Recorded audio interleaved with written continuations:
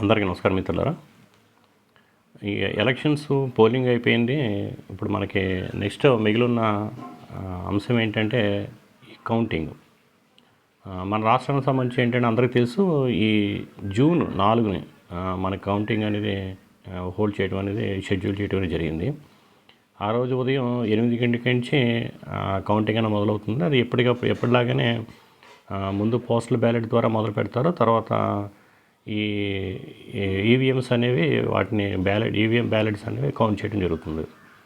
ఇంకా ఆ కౌంటింగ్ సంబంధించి ఏంటంటే మనకి అన్ని పార్టీలు కూడా, అంటే పార్టీలు తర్వాత పోటీ చేసిన అందరు వ్యక్తులు కూడా ప్రతి టేబుల్కి, అంటే కౌంటింగ్ అనేది ఏంటంటే మనకి 14 టేబుల్స్ కింద దాన్ని విభజించి, అంటే 4 ఏమో పోస్టల్ బ్యాలెట్కి ఏమో 4 టేబుల్స్ అరేంజ్ చేస్తారు. తర్వాత ఈ ఈవీఎంస్ వరకు ఏంటంటే 14 టేబుల్స్ కింద దాన్ని విభజించి 14 టేబుల్స్ మీద కూడా ఈ కౌంటింగ్ అనేది రౌండ్ల వారీగా జరుగుతుంది. అక్కడ ఏంటంటే ఏదైతే టేబుల్స్ అరేంజ్ చేశారో ఆ టేబుల్ని ఏదో అబ్జర్వ్ చేసుకోవడానికి కంటెస్టింగ్ క్యాండిడేట్స్కి ప్రతి ఒక్కరికి కూడా ఏంటంటే వాళ్ళ తరపున ఒక అభ్యర్థిని, అంటే వాళ్ళని ఏజెంట్ అంటారు, కౌంటింగ్ ఏజెంట్ అంటారు. ఆ కౌంటింగ్ ఏజెంట్ని నియమించుకునే అవకాశం అనేది ఎలక్షన్ కమిషన్ కల్పిస్తుంది. ఆ రకంగా చూసుకున్నట్టయితే మనకి 14 టేబుల్స్కి ఈవీఎం టేబుల్స్ 14 మంది ఏజెంట్లు, తర్వాత పోస్టల్ బ్యాలెట్కి 4 ఏజెంట్లు, మొత్తం 18 ఏజెంట్లు అనేవి మనం పెట్టుకోవడానికి అవకాశం ఉంది. తర్వాత మనకి చీఫ్ ఏజెంట్ ఎలాగా ఉంటాడు, దాంతోపాటు కంటెస్టింగ్ క్యాండిడేట్, అంటే మొత్తం 20 మంది మనం ఆ రోజున మనం కౌంటింగ్ ప్రాసెస్ని మనం హాజరయ్యి దాన్ని అబ్జర్వ్ చేసుకునే అవకాశం ఏర్పడుతుందన్నమాట. సో ఇంకా ఈ ఏజెంట్ల నియామకం అనేది ఎలా చేసుకోవాలి ఏంటంటే, దానికి ఫామ్ 18 అనేది ఒక అప్లికేషన్ అనేది ఉంటుంది.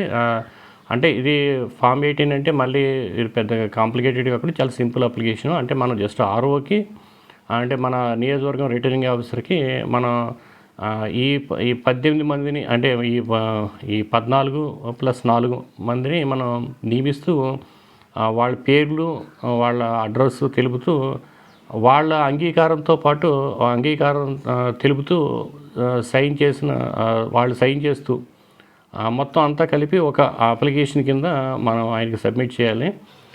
అయితే ఏంటంటే ఇది విడివిడిగా ఏ ఏజెంట్కి ఆ ఏజెంట్ కింద ఇండివిజువల్గా అప్లికేషన్ పెట్టచ్చు, లేదనుకుంటే అందరికీ కలుపుతూ కూడా ఒక అప్లికేషన్ అనేది పెట్టడం అనేది చేసుకోవచ్చు. ఇదేంటంటే ఈ అప్లికేషను ఇవేంటంటే ఎంఆర్ఓ ఆఫీస్లో ఉంటాయి. బహుశా నెట్లో కూడా ఎక్కడన్నా దొరకచ్చు. ఈ ఫామ్ 18 అని ఇలా ఉంటుంది. ఈ నెట్లో కూడా ఉండొచ్చు, లేదనుకుంటే మనం ఒకవేళ ఏదో లేనప్పుడు మన సొంతంగా కూడా ఇది రాసుకోవచ్చు. ఇందులో అయితే ఏం వివరాలు ఏమీ లేవు. ఫామ్ 18 ఉంది, అపాయింట్మెంట్ ఆఫ్ కౌంటింగ్ ఏజెంట్స్ అని ఉంది. Election to the legislative assembly 2024, తర్వాత జనరల్ ఎలక్షన్ 2024, తర్వాత ఏంటంటే ఫ్రమ్ ద అసెంబ్లీ కాన్స్టిట్యున్సీ, అంటే మా దోసరి ఏలూరు కనుక ఏలూరు అసెంబ్లీ, లేదంటే వేరే అసెంబ్లీ కాన్స్టిట్యున్సీ.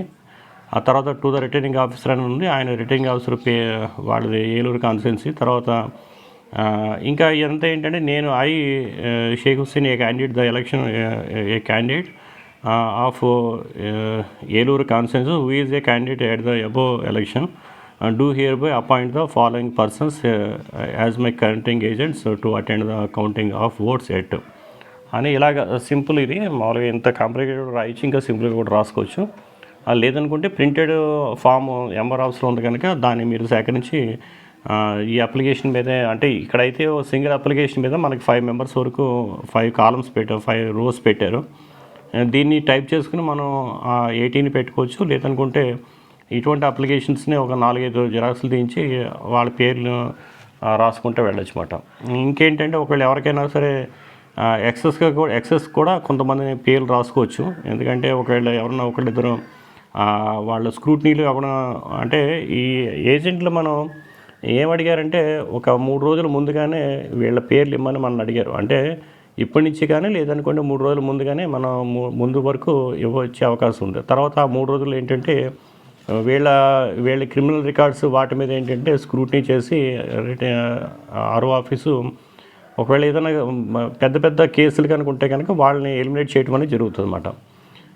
సో ఆ రకంగా ముందుగానే అడుగుతారు వాళ్ళు. సో మనకు ఒకవేళ ఏదైనా ఒకళ్ళిద్దరు విషయంలో డౌట్ ఉండే కనుక ఎక్సెస్గా కూడా నేమ్ ఇచ్చి ఆ రకంగా మనం చేసుకోవచ్చు. మామూలుగా అయితే ప్రొసీజ్యూర్ ప్రకారం అయితే ప్రతి ఏజెంట్ సంబంధించి ఒక ఫామ్ని అంటే కంబైన్డ్ ఫామ్ అందరికీ సంబంధించి కంబైన్డ్ ఫామ్ కానీ లేదంటే ఇండివిజువల్ ఒక ఫామ్ కానీ మనం వాళ్ళని అపాయింట్ చేస్తున్నట్టుగా మన లెటరు ఆ లెటర్లో వాళ్ళ పేరు సిగ్నేచర్ తెలుపుతూ తర్వాత మన సంతకం పెడతాము. తర్వాత ఏజెంట్ అనేవాడు తనకు కూడా అంగీకారం తెలుపుతూ సంతకం పెడతాడనమాట. సో అటువంటి ఒక ఫామ్ని ఏమో మనం ఆర్ఓ ఆఫీస్కి ఇవ్వాలి, తర్వాత ఆర్ఓ గారికి ఇవ్వాలి. తర్వాత ఒక ఫామ్ని ఏమో ఆ ఏజెంట్కి ఇస్తాం. ఆ ఏజెంట్ అంటే కౌంటింగ్ రోజున ఆ ఫామ్తో పాటు ఆయన కౌంటింగ్కి అటెండ్ అవుతాడు అనమాట. సో ఇది మామూలుగా ఇది జనరల్ ప్రొసీజర్. ఇది మామూలుగా తర్వాత ఏంటంటే ఒక ఐడి కార్డు ఫోటో కూడా అడుగుతున్నారు. అది మామూలుగా అది ఎక్కడ ఇవ్వాలి ఏంటంటే బహుశా ఆర్ఓ ఆఫీస్లో కలిసి ఇస్తే, లేదంటే వాళ్ళు ఎక్కడ కాదు డైరెక్ట్గా ఆ రోజు ఇవ్వమంటే కూడా మనం ఇవ్వచ్చు. ఇదైతే జనరల్ ప్రొసీజర్. మామూలుగా మాకు వచ్చేటప్పటికి మా ఆర్ఓ ఆఫీస్లో మేము కలిసినప్పుడు మామూలుగా క్రిమినల్ రికార్డ్స్ అంటే యాక్చువల్గా ఏంటంటే ముందుగానే ఎంత అడుగుతారండి వీళ్ళ మీద ఏదైనా తీవ్రమైన క్రిమినల్ కేసులు ఏమైనా ఉన్నాయా అని ఒక రివ్యూ కోసం వాళ్ళు ఏంటంటే ముందుగానే తీసుకోవడం జరుగుతుంది పేర్లు అవన్నీ. అక్కడి నుంచి వాళ్ళ పోలీస్ ఎంక్వైరీ వాళ్ళ ఇంటర్నల్ ఎంక్వైరీ జరుపుకొని ఏదైనా తీవ్రమైన కేసులు ఉంటే అటువంటి వాళ్ళు అబ్జెక్షన్ జరపడం జరుగుతుంది. అయితే మేము వెళ్ళి ఆర్ఓ ఆఫీస్లో కలిసినప్పుడు మమ్మల్ని తెచ్చుకోవడం జరిగింది. ఈ criminal records respective police station నుంచి తెచ్చుకోవడం జరిగింది. సో ఏమైనా ఖాళీ ఉంటే తెచ్చుకోవచ్చు, లేదనుకుంటే వాళ్ళకి మాకు సమయం లేదని వాళ్ళకి చెప్పచ్చేమో. ఏదైనప్పటికీ ఇదైతే ప్రొసీజర్ జనరల్గా ఉంది. ఇది కూడా ఒక ఎక్స్పీరియన్స్. అంటే ఎవరైనా ఇప్పుడు పెద్ద పార్టీలు అన్న వాళ్ళకి ఎలాగ వాళ్ళు చాలా టఫ్, వాళ్ళు కష్టపడతారు, వాళ్ళు దానికి సీరియస్గా తీసుకుంటారు, ఇదంతా వాళ్ళు చూసుకుంటారు. ఇంక చిన్న పార్టీలు కానీ లేదనుకుంటే వీళ్ళు ఎవరైతే ఇండిపెండెంట్స్ ఉన్నారో వాళ్ళకి ఏంటంటే ఇవి ప్రతి ప్రాసెస్ని కూడా వాళ్ళు దీని విషయాల్లో కూడా ఒక అనుభవం సాధించడం అనేది అందరికీ అవసరమే. ఎందుకంటే మనం ఇటువంటి తెలుసుకుంటే ఫ్యూచర్లో ఎప్పుడన్నా మనం ఇంకా సీరియస్గా అయితే ఒక అటెంప్ట్ చేయాలనుకున్నప్పుడు ఇవన్నీ కూడా ఏంటంటే మనకు ఉపయోగపడతాయి. ప్రతి ఎక్స్పీరియన్స్ కూడా ఏంటంటే మనకు అనేక రకాలుగా అది సమాచారాన్ని కానీ లేదంటే జ్ఞానాన్ని కానీ ఎక్స్పీరియన్స్ కానీ ఇస్తుంది. సో ఎవరైతే ఇండిపెండెంట్లు కానీ చిన్న చిన్న పార్టీలు ఉన్నారో వాళ్ళు దీన్ని కూడా అవైల్ చేసుకుని ఈ విషయంలో కూడా వాళ్ళు ఎంతో కొంత జ్ఞానాన్ని సంపాదించిన ప్రయత్నం చేయాలని తెలుపుతున్నాను. ఇంకా మనం ఇతర విషయం ఈ కౌంటింగ్లో పైలో ఇతర విషయాలు ఏమున్నాయో వాటితో గురించి కూడా మనం మాట్లాడుకుందాం. ఆ విషయాల మీద కూడా మనం వీడియో ద్వారా మనం సమాచారాన్ని పంచుకుందామని తెలుపుతూ ధన్యవాదాలు.